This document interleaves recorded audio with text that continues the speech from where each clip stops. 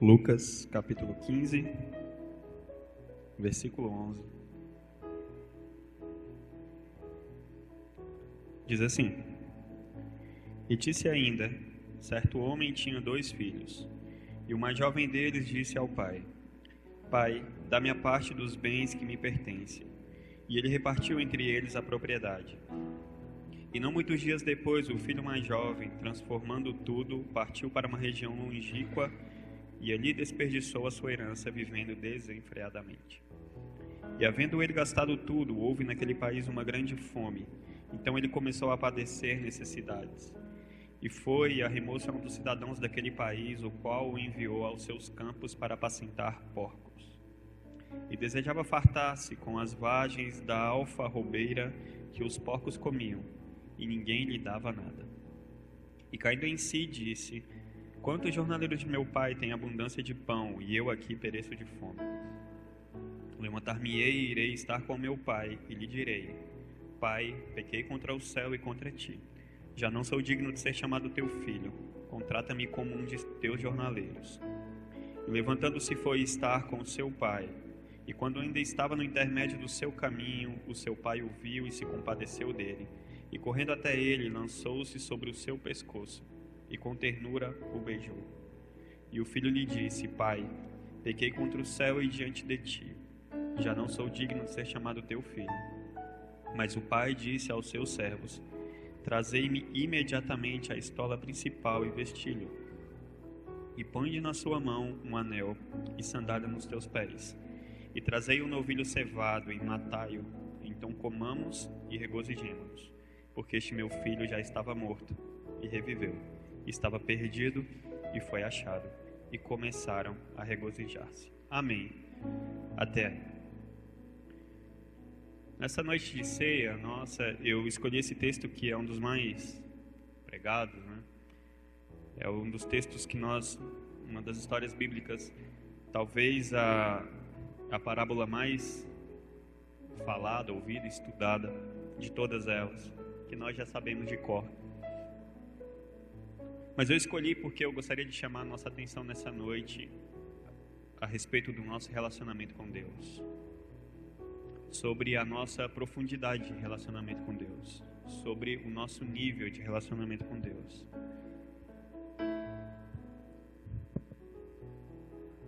Lucas capítulo 15, a partir do versículo 11, conta a história. Jesus está contando a parábola de um jovem, como nós sabemos, pede para que o seu pai dê a sua parte da herança, e nós já estudamos isso e sabemos o quanto foi doloroso para o pai. O que significava, na verdade, um filho chegar para um pai e dizer: Pai, eu quero que o Senhor me dê a minha herança. Nós sabemos bem a profundidade desse pedido do filho e o que isso significava historicamente também, socialmente, para o pai e para a sociedade. E por que eu quero chamar a nossa atenção hoje para o relacionamento? Em primeiro lugar, eu fico observando que é do interesse de Deus, meus irmãos, que nós tenhamos um relacionamento com Ele. E esse interesse de Deus, ele não se iniciou agora, ele não se inicia agora.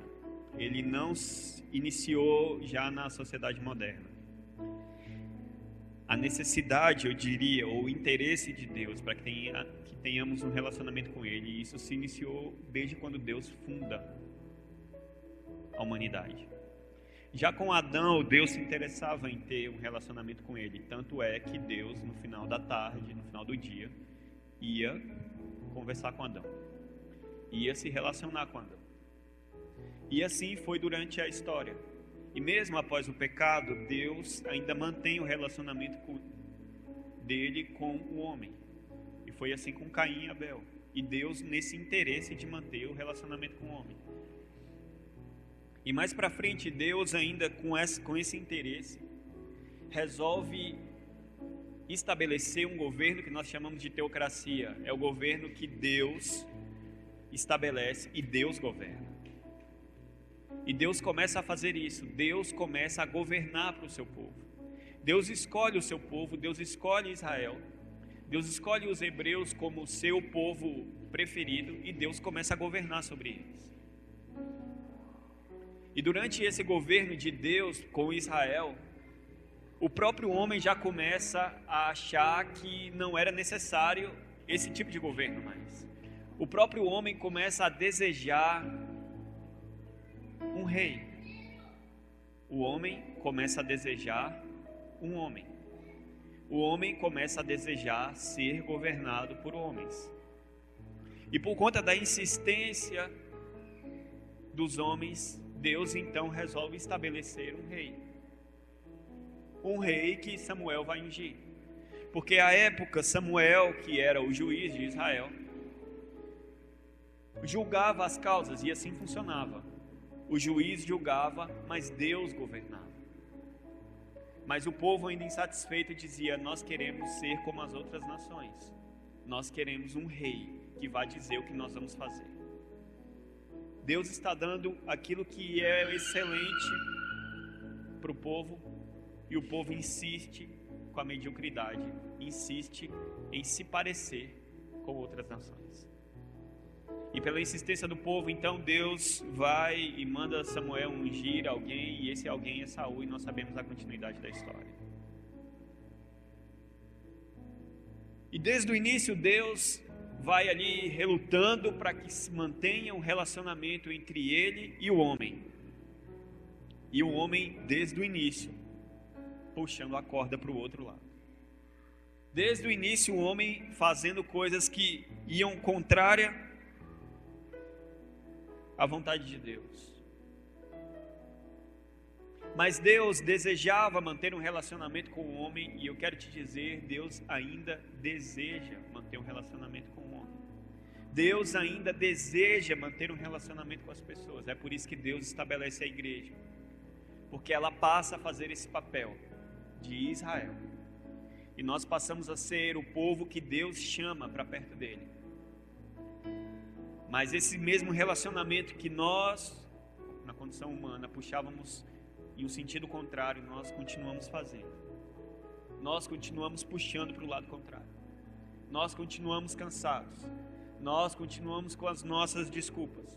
Nós continuamos com os nossos achismos. Nós continuamos com os nossos conceitos, e Deus continua nos puxando para perto dele, porque Ele quer manter o relacionamento. Mas os relacionamentos do mundo atual, eles são cada vez mais maquiados e distantes. Maquiados no sentido de serem disfarçados. Distantes no sentido de que o homem hoje ele prefere o virtual que o real. E o mundo ele vai se amoldando à necessidade das pessoas. Mas o grande problema é que nós, na condição de igreja, também vamos nos amoldando às condições das pessoas. Eu não digo nem as condições, eu digo as vontades. E o mundo vai se tornando virtual, e os relacionamentos vão se tornando virtual, e as conversas vão se tornando virtuais. Eu vi um dia desse, eu gosto muito de assistir documentário, e eu vejo de toda a natureza. E um dia eu estava assistindo um documentário que falava sobre a realidade da população do Japão, principalmente a mais jovem. Porque a cultura japonesa, ela tem esse caráter, essa característica que eles são muito disciplinados, né? São muito voltados ao trabalho, à produção. Só que isso começou a se tornar um problema para os jovens. Porque os jovens começaram a estar tão focados no trabalho, tão focados na produção, tão focados no desenvolvimento, e eles pararam de se relacionar. E aí eu comecei a ver umas entrevistas, e umas meninas bonitas davam entrevistas jovens, falavam: não, a gente sai, a gente até tenta, a gente vai pra festa, mas a gente não tem namorado, a gente não tem relacionamento.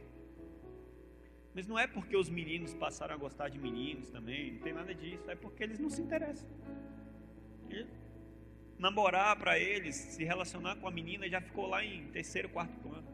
Primeiro eles querem se formar, primeiro eles querem estudar, primeiro eles querem ficar ricos, primeiro eles querem produzir, depois eles pensam na menina. Fico pensando que sociedade horrível deve ser, né? Como é que o menino cresce com 15, 16 anos? Eu não quero saber desse negócio de namorar. Como assim? E aí eu estava vendo um dia eles falando sobre o mundo virtual lá, que é algo muito forte, muito presente. E eles foram mostrar uma festa virtual que eles estão acostumados a fazer. Veja bem, não é uma coisa absurda para eles como é para nós. Eles estão acostumados, é padrão. Então eles reúnem, os jovens se reúnem, marcam um horário. Tipo, a nossa festa vai começar às 10 horas. E nesse dia, 10 horas, todo mundo se conecta na internet e eles começam a fazer vídeos não, né? É uma videochamada. Tem música, tem bebida, mas cada um na sua casa. Cada um lá com sua lata de cerveja, refrigerante, não sei. E eles começam a conversar. E aí, fulano e tal, e aí os quadradinhos com a imagem de cada um. E aquilo é a festa. Que porcaria de festa, né? E eu vendo assim, que triste, que horrível.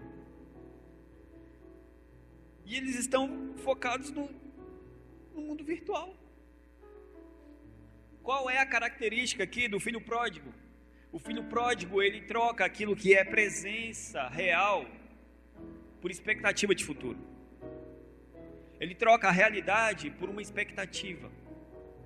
Ele faz a troca do mundo real dele por algo que ele está esperando acontecer. Quantas pessoas abandonam ministérios, quantas pessoas abandonam igrejas, quantas pessoas abandonam casamentos, quantas pessoas abandonam o seu trabalho em cima de uma expectativa. Gente que larga o que tem porque acha que vai conquistar alguma coisa. Um dia eu vi um caso de alguém que largou o trabalho porque achou que ia ter uma proposta melhor. Achou que ia ter. Como é que alguém troca aquilo que é certo por uma expectativa? Algo que eu penso, que eu acho. Não, eu acho que vai acontecer. Não, eu vou parar aqui 2, 3 meses da minha vida porque aí eu conquisto uma coisa melhor. Outro dia eu vi alguém que estava já planejando a vida no futuro. Não, está tudo certo já, e já estava tomando medidas no presente, já com a cabeça lá no futuro. Qual era o futuro? Não, eu vou passar em um concurso público, aí quando eu começar a trabalhar eu vou comprar minha casa, e aí eu vou fazer isso, eu vou fazer isso, eu vou fazer isso. Beleza, mas isso é um projeto do futuro, você não pode agir agora, já sair de casa. Não, porque daqui a... E se não passar? E se não acontecer? O jovem rico, ele troca aquilo que é real, ele troca a presença do pai por algo que ele acha que vai acontecer com ele. E muitas pessoas estão tendo a sua vida destruída porque estão trocando aquilo que é real, aquilo que tem, por uma expectativa, por algo que ele acha que vai surgir na vida dele. Pode dar certo? Eu não arriscaria. Existem pessoas que, por exemplo, deixaram de fazer alguma coisa achando que não ia dar certo e a coisa funcionou. Eu tenho um colega de trabalho, por exemplo, que ele foi comprar um videogame, comprou o videogame online, lá em um site. O videogame não chegou e ele pediu o dinheiro de volta. E o cara falou assim: eu posso te pagar em Bitcoin? Isso há não sei quantos anos atrás. Aí ele: que porcaria é essa de Bitcoin? Não quero, eu quero meu dinheiro. Aí o cara: tá bom. Um Bitcoin hoje acho que vale 20 mil, 30 mil reais. Acho que hoje vale 40 mil reais hoje. É o valor de um Bitcoin. Mas já chegou a 60, 50 mil reais. Um Bitcoin. Imagine se o cara ia dar lá, vou te dar aí 30 Bitcoins. 1.200.000 reais ia valer o videogame dele. Mas ele não ia trocar aquilo que era certo, o que era real, de fato, por algo que ele nem sabia que existia. E os relacionamentos hoje, eles são trocados assim. Mas porque Deus desejava com Adão relacionar-se, porque Deus desejava com o povo hebreu relacionar-se, porque Deus desejava com o filho pródigo relacionar-se, por que é que Deus deseja hoje relacionar-se? Porque Deus sabe que nós estamos acostumados a trocarmos a presença pelo presente. Nós trocamos a presença dele por algo que alguém pode nos dar, talvez até ele mesmo. Nós trocamos a presença do pai pelo presente do pai. Foi isso que o filho pródigo fez. Pai, eu não quero mais estar aqui, eu não quero estar mais na sua presença, eu quero o que é meu de direito. Eu quero os presentes. Eu quero o que é material. Eu não quero a presença. Eu quero o presente. E por que é que nós não nos relacionamos mais? Por que é que nós diminuímos o índice de relacionamento uns com os outros e nós com Deus, que é o foco? Por que é que nós fazemos isso? Por alguns motivos. Por quê? Primeiro, porque se relacionar traz alguns trabalhos, né? Então, por que nós trocamos a presença pelo presente? Porque sem o relacionamento eu não preciso. Primeira coisa, eu não preciso dar satisfação. Eu não preciso dar satisfação para quem eu não me relaciono. É por isso que muitas pessoas fogem do pastor, né? Porque a partir do momento que eu estou mais junto dele, eu começo a ter que dar mais satisfações. Então, se eu estou muito perto do pastor e eu não venho ao culto, ele quer saber. Mas ele não quer saber porque ele quer controlar minha vida, ele quer saber porque ele se preocupa. Então, aí eu me afasto porque eu não quero esse relacionamento, que eu não quero dar satisfação. Porque eu quero aparecer quando der. Segundo, quando eu não me relaciono, aí eu já não preciso mais firmar um compromisso. Sem relacionamento, não tem compromisso. A aliança representa o compromisso do casamento. Se eu não me relaciono, não preciso me casar. Não preciso manter o compromisso. Terceiro, eu não preciso dar uma contrapartida. Quando eu me relaciono, eu não preciso ofertar nada, eu não preciso dar uma contrapartida a nada. A pessoa me dá alguma coisa se ela quiser, problema dela. Não tem um relacionamento, então não tem contrapartida. Eu não preciso me interessar pelas causas alheias. Quando eu não me relaciono com Deus, eu não preciso me interessar pelas causas de Deus. Quando eu não me relaciono com uma igreja, então não preciso me interessar pelas causas da igreja. Se eu estou fora, não me interessa qual é a causa. Não me interessa qual é a bandeira que é levantada. Eu estou fora. Eu não me relaciono. Não faz parte do meu relacionamento. São pessoas que não fazem parte do meu relacionamento. Então não me interessa qual é a causa delas. Quando eu estou fora de um relacionamento, eu não preciso gastar tempo. Eu não preciso gastar meu tempo com quem eu não me relaciono. Eu não preciso gastar meu tempo com um ministério com o qual eu não faço parte. Eu não preciso gastar meu tempo com quem eu não estou junto. Eu não gasto tempo.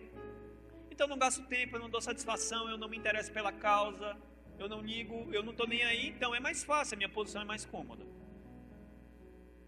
E já percebeu que nós temos até um pouco de medo de nos relacionarmos? Temos um pouco de medo de nos interessarmos? Porque a partir do momento que eu começo a me aproximar do outro, aí parece que as causas dele já começam a se tornar um problema para mim também. Eu contei para vocês uma vez, né, de uma mulher que tentou pular da janela do ônibus que eu estava, uma mulher estava bêbada, loucona, e ela tentou pular e tal, e todo mundo ali é bêbada mesmo, está bêbada, moradora de rua, e daí, não é problema meu? E eu estava sentado na cadeira de trás, assim, da divisão, lá ela estava naquela parte especial. E eu falei, a mulher não vai pular, né? Ela botou a cabeça para fora, motorista, parou, motorista. Ela não vai pular. Eu vou pular. Ela passou a primeira perna para fora. E o ônibus estava naquela faixa expressa ali da PTG. Eu já vi cada coisa no ônibus. Ela passou a primeira perna pro lado de fora do ônibus. Eu falei, vai pular, né? Quando ela passou a primeira perna, e ela estava com uma blusa assim de um casaco, uma jaqueta. Ela passou a primeira perna, eu peguei no capuz da jaqueta, sentei ela. Ela me solta que eu vou pular. Calma, fica calma aí, tal, não sei o que. Comecei a conversar com ela. Ele vai parar, calma, tal. E aquela gritaria no ônibus. Mas eu tenho que... não sei o que. E o motorista, eu não vou parar aqui em qualquer lugar. E o cobrador, deixa pular mesmo, deixa, é problema dela mesmo, deixa morrer. Não. Por quê? Não é problema meu? Então... Mal sabia ele, né? Que ele ia ter que ficar até tantas horas lá na delegacia prestando depoimento, caso a mulher pule. Mas quando eu estou afastado do problema, ele não é meu. Mas se eu me aproximo, eu começo a ter uma relação. Por isso eu não me relaciono. Mas qual é o grande problema? Nós estamos deixando de nos relacionar com Deus. Porque quando eu deixo de me relacionar com as causas de Deus, eu automaticamente deixo de me relacionar com Deus. Então não adianta eu fazer minhas declarações de fé. Esses dias, eu conversando com alguém falando sobre isso. Não adianta eu fazer os meus discursos de fé, as minhas declarações de fé. Porque a Bíblia me diz que eu posso até ter fé, mas se ela não tiver obras, ela é morta. Não adianta de nada. Então, quando eu saio, eu deixo de me relacionar. Só que o problema é que eu estou saindo e eu estou saindo da presença. Se eu estou deixando de me relacionar com Deus, eu estou saindo da presença de Deus. Se eu estou saindo da casa de Deus, então eu estou deixando de me relacionar com Ele. Se eu estou saindo de perto de Deus, então eu estou saindo da presença de Deus, então Deus já não pode mais estar comigo. Veja qual é a reação do pai, e o pai, na parábola do filho pródigo, representa Deus. Veja qual é a reação do pai, mas não veja qual é a reação do pai quando o filho volta, por enquanto. Veja qual é a reação do pai quando o filho sai. Porque é bonito quando o filho volta e o pai está lá esperando, e a gente adora esse momento do reencontro, que o pai vai lá e beija. Imagina, o filho devia estar uma porcaria, né? Estava cuidando de porcos. E o pai vai lá e beija. Essa parte é bonita. Mas a reação do pai quando o filho diz: pai, eu quero a minha parte, que eu vou sair de casa, o que o pai faz? Vende e dá. E eu sempre repito isso. Muitas pessoas se comportam como o filho pródigo e querem ser tratadas como a ovelha perdida. Ovelha perdida está perdida, e dessa Deus vai atrás. O filho pródigo, Deus entrega aquilo que está pedindo e fala: toma, meu filho, vai fazer o que você quer fazer. Deve doer no pai, né? Deve ser ruim para o pai, deve ser triste para o pai, deve ser terrível para o pai, mas ele dá. Deve ser uma sensação horrível para o pai, mas ele entrega. Filho, toma, e vai desfrutar das suas próprias escolhas. E nós trocamos a presença pelos presentes. Mas por que é que Deus, então, não fica só nos presenteando? Então por que Deus não dá tudo aquilo que a gente quer? Por que Deus não dá aquilo que a gente pede a Ele? Por que Deus sempre não nos presenteia? Essa não é a vontade do Pai? Você que está aqui, que é pai, que é mãe, não é a sua vontade. Tudo que o filho pede, a gente não tem vontade de dar. A gente não tem vontade de dar o melhor para o filho. A gente não tem vontade de sempre comprar as coisas para o filho. Sábado eu fui com meu filho numa loja e ele cismou que ele queria uma chuteira. Só que eu não sei por que chama a atenção das crianças as coisas caras, né? Porque eles não sabem o valor, mas parece que chama, né? Eu sempre falo do Kinder Ovo, né? Que para mim é uma coisa absurda do planeta. Um Kinder Ovo é a coisa mais absurda. Meu filho sabe, eu não compro Kinder Ovo para ele. Não compro, ele sabe. Um dia ele ganhou um Kinder Ovo de aniversário, pra vocês terem ideia. Eu não compro Kinder Ovo, porque eu não tem condições. Aí um dia, final de semana eu fui na loja com ele, todo mundo sabe, ele é apaixonado por futebol. E ele: papai, eu quero uma chuteira da Nike de meinha. Na verdade é um tênis, né? Eu quero para jogar futsal, eu quero a chuteira da Nike de meinha.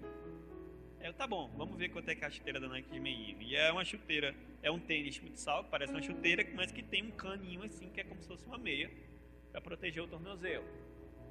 Que obviamente era o modelo mais caro.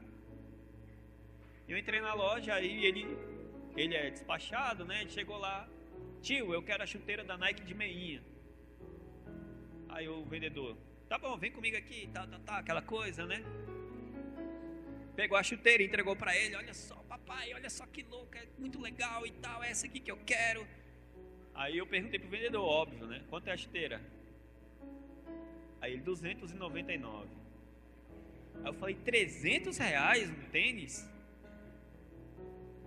Que ele vai perder daqui 3, 4 meses? R$300? Falei: filho, porque nós tínhamos dado um dinheiro para ele durante algumas semanas, meses, para ele juntar, para ensinar ele a guardar o dinheiro. E ele pegou o dinheiro e falou: papai, agora eu vou comprar minha chuteira e minha luva. Eu falei: tá bom, o dinheiro é seu, você guardou, você poupou, agora você pode comprar o que você quiser. Mas ele tinha R$200 e a chuteira era 300. Aí sabe quando vem no coração assim do pai? Poxa, que que vontade de dar. Ele me dá os 200. Primeiro eu fiquei com vontade de não pegar os 200. Mas como eu estava sem dinheiro, eu tinha que pegar, né? E aí eu fiquei com vontade, sabe assim, mas eu não tinha 100 reais para dar. Eu tinha no cartão de crédito, mas eu fiquei na vontade de passar. Aquela coisa assim do pai, meu Deus, que vontade de dar pro meu filho. Mas por que eu não dei? Porque ia ser problema para ele. Então eu, com pesar no coração, eu disse, filho, seu dinheiro não dá, fala pro moço aí que não dá. Aí ele, moço, meu dinheiro não dá, triste. Não, vou pegar outro modelo aqui, mas os outros modelos não tinham o que ele gostava. E aí eu conversei com ele e falei, filho, olha, a gente pode voltar para Taguatinga e o papai vai em uma outra loja, a gente vê um outro modelo de chuteira mais barato. Porque desse jeito você não vai comprar tudo que você quer, você só vai comprar chuteira, não vai dar o seu suficiente, papai não vai te dar mais dinheiro, então você vai comprar a chuteira e a luva de goleiro que você quer com o seu dinheiro, mas em outra loja, um outro modelo. Tá bom. E aí eu fui com ele, ele comprou, e ele ficou feliz, porque ele comprou a chuteira, comprou a luva e sobrou dinheiro. E ele ficou feliz. Mas doeu no meu coração no primeiro momento, mas eu não tinha que fazer o que eu achava bonitinho, eu tinha que fazer o que era certo para ele. É o correto para ele. Sabe como o pai age na parábola do filho pródigo?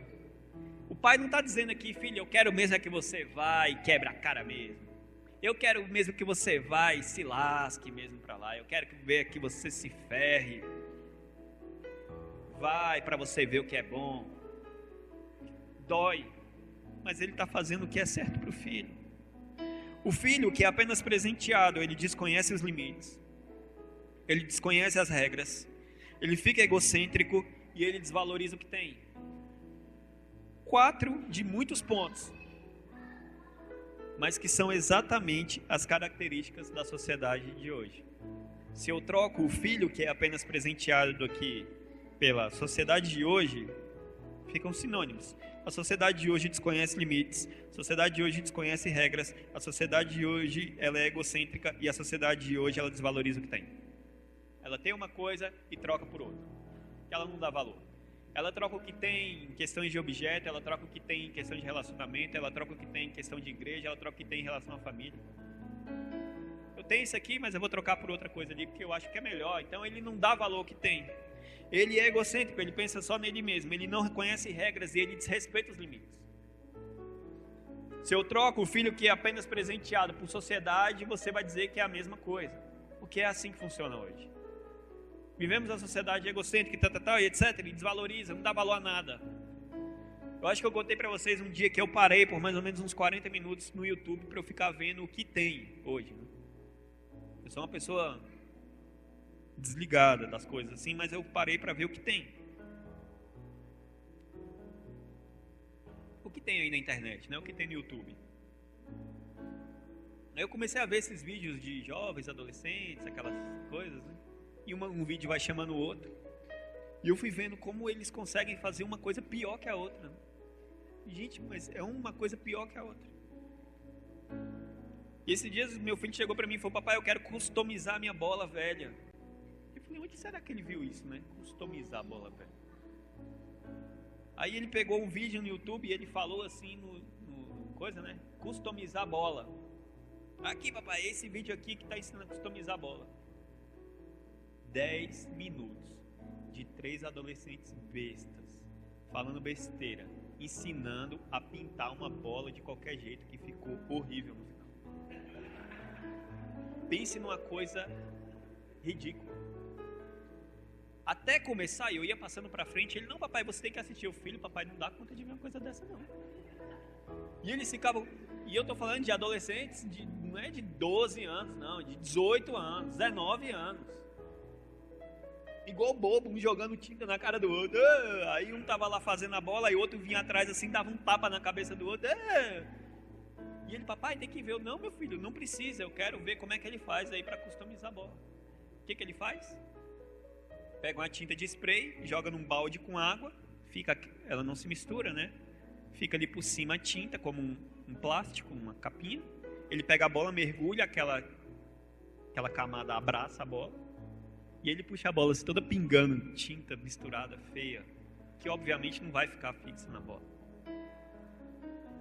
E aí eu fui vendo outras coisas. Aí aquelas coisas, umas piores que as outras. Aí o outro que mistura pimenta com abacate. Eu vou comer agora pimenta com abacate. E o outro que inventa pegadinha. Eu vou fazer a pegadinha aqui de pular no carro que está parado no semáforo. Aí pula no carro. Aí tem um lá que pega um policial civil, prende ele. Que foi pular no teto do carro. O besta, né? Eu vou pular no teto do carro. Eu fico vendo quanta porcaria. Porque hoje é assim. Hoje é assim. Troca por qualquer porcaria. Não dá valor que tem. Mas o pai, ele sabe disso. Por isso, ele prefere a presença que o presente.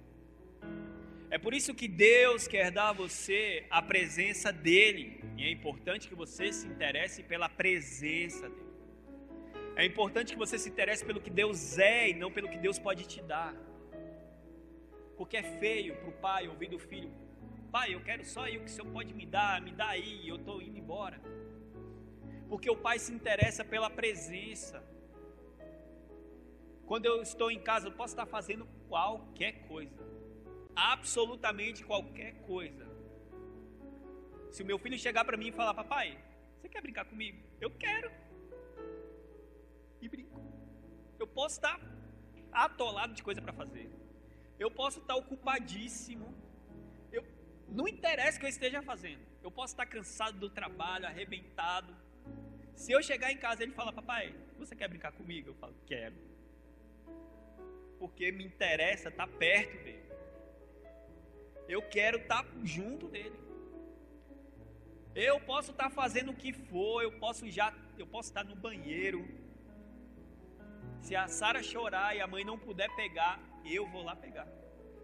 E ela fala: você não pode ficar mimando a menina. Deixa eu ficar mimando, ela é menininha mesmo, ela é mocinha mesmo. Deixa ela ficar bebezinha, amor. Deixa.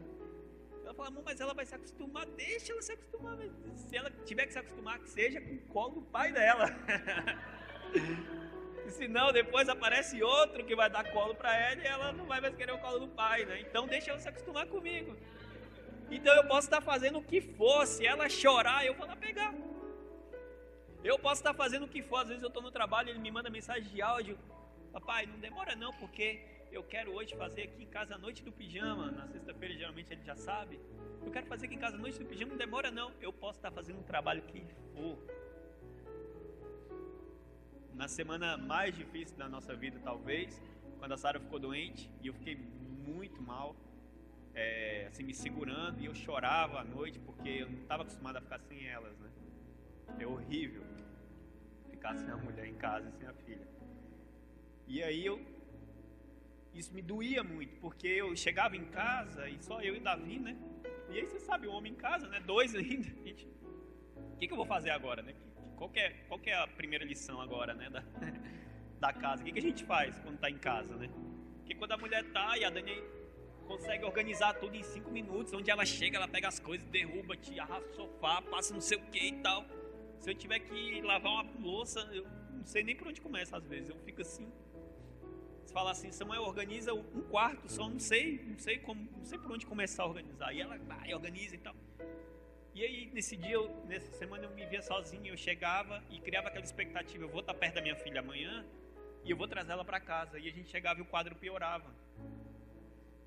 Não, agora eu vou estar perto. No domingo, agora sim, chegou a médica: não, desenvolveu pneumonia, vai ter que ir para oxigênio, vai ter que ir para medicação, vai. E o medo de ir para UTI, né? E aquele medo de ficar aquela coisa ruim. Então eu liguei no meu trabalho e falei: olha, me esquece. Enquanto a Sara estiver aqui, eu vou ficar no hospital.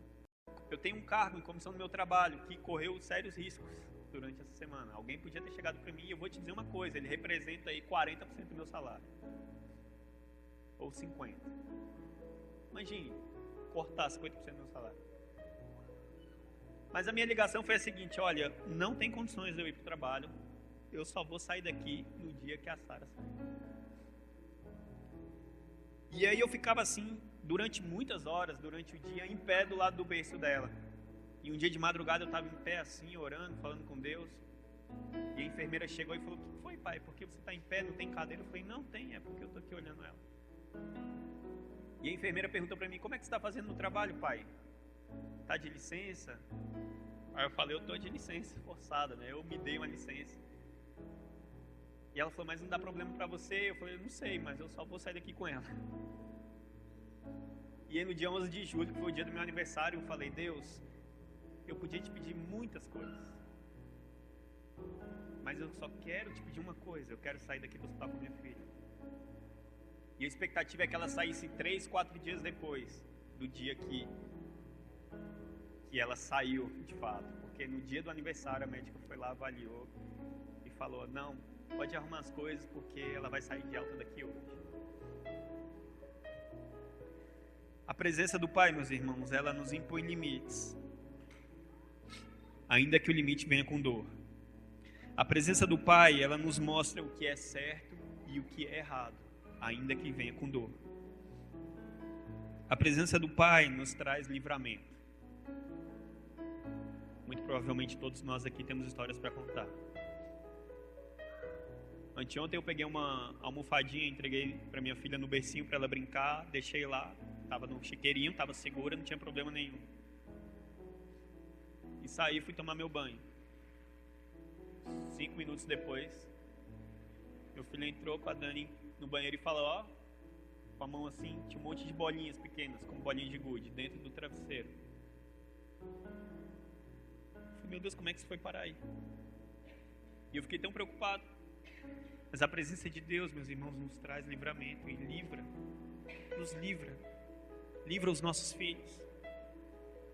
Para doer mais ainda, meu filho falou para mim: papai, você está arrependido? E eu falei: está arrependido de quê, meu filho? De quase ter matado a Sara?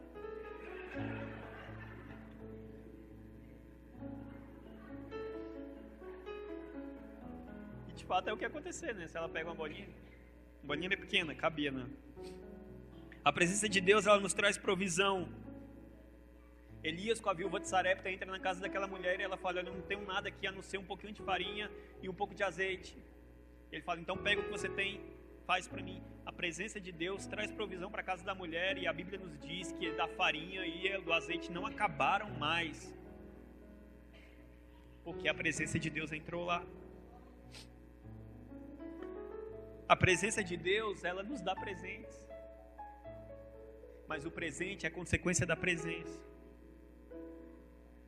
Hebreus capítulo 11, versículo 6 está falando sobre a fé, e diz que para quem tem fé, para ter fé é necessário crer que Deus existe e é galardoador ou presenteador daqueles que o buscam. A presença nos dá presentes. Estarmos na presença de Deus, nós somos presenteados. Somos presenteados pela presença. Recebemos presentes por causa da presença. Sábado alguém me ligou e falou assim: Samuel, tá em casa? Vou passar aí, tudo bem. Levaram uma televisão para mim. Acredita? Desde ontem eu tô assistindo televisão. Assisti tudo quanto é porcaria na televisão. Pense como é bom assistir o futebol na televisão nova, maior. Assisti tudo. Fiquei assistindo documentário, fiquei assistindo coisa de madrugada. A presença de Deus nos dá presentes, meus irmãos. E eu vou te dizer, Deus se interessa em que tenhamos presença dele. A presença. O Pai sente vontade de presentear, mas antes ele quer estar perto. O filho tem que estar perto da gente, né? Os meus filhos não vão a lugar nenhum que eu não consiga vê-los. Raramente eles saem de casa. E quando saem, são com pessoas assim de altíssima confiança. De extrema confiança. Gente que eu entregaria a senha de banco só. Para estar longe de mim, só se for assim. Mas se tiver até aqui na igreja, às vezes eu estou ensaiando, tem um ali na porta correndo e de vez em quando eu vem para dentro, vem para perto, vem aqui para perto do papai, filho, não vai para longe não. Por que a fulana está levando a menina lá para fora? Cuidado. Não deixa entregar para a criança, não. Para outra criança segurar, não, porque é arriscado, cai. Porque a responsabilidade é minha, porque a filha é minha, o filho é meu. E onde eu quero? Perto. Meus irmãos, talvez Deus está dizendo para você nessa noite: ei, filho, está se distanciando demais. Talvez Deus está olhando para você e você já está andando assim, uma certa distância, Ele está vendo que está ficando perigoso, Ele está falando para você nessa noite: ei, filho, filha, vem para perto do papai, vem. Vem para perto do papai, porque aqui perto do papai você está seguro. Vem aqui para perto do papai, porque perto do papai você tem provisão. Vem para perto do papai, porque perto do papai você tem presente. E parece que provisão e presente se tornam sinônimos, mas são diferentes, porque provisão é aquilo que eu preciso, presente é aquilo que eu quero. E Deus tem aquilo que precisamos e aquilo que queremos. Deus tem provisão e Deus tem presente. Talvez Deus está dizendo para você e para sua família nessa noite: filhos, para perto. Você está se distanciando de mim. E eu não quero te dar presente não, eu quero te dar presença. Vem para cá, para perto do papai. Perto do pai aqui tem o que você precisa. Perto do pai tem o que você quer. Perto do pai tem livramento. Perto do pai tem salvação. Perto do pai tem transformação de vida. Perto do pai tem experiências novas com Deus. Perto do pai tem cura. Perto do pai tem libertação. Perto do pai tem conversão do filho. Perto do pai tem conversão dos parentes. Perto do pai tem conversão dos pais, dos irmãos, dos tios. Perto do pai tem cura. Perto do pai tem salvação. Perto do pai tem aquilo que nós necessitamos, meus irmãos. Talvez Deus está dizendo para você nessa noite: filho, filha, vem para perto do papai, porque aqui perto do pai tem o que você precisa de fato. Deus está nos chamando de volta para perto dele, meus irmãos. Deus está nos chamando de volta para a presença dele. A necessidade nossa não pode ser maior que a vontade de Deus, e ela não é, de estar perto de nós. E a vontade de Deus é que a nossa oração seja: Senhor, assim como a corça suspira pelas águas, assim a minha alma anseia por Ti. O salmista olha para Deus e fala: Senhor, Davi, depois de pecar, depois de fazer o que ele não deveria ter feito, ele fala: Senhor, só me faça uma coisa.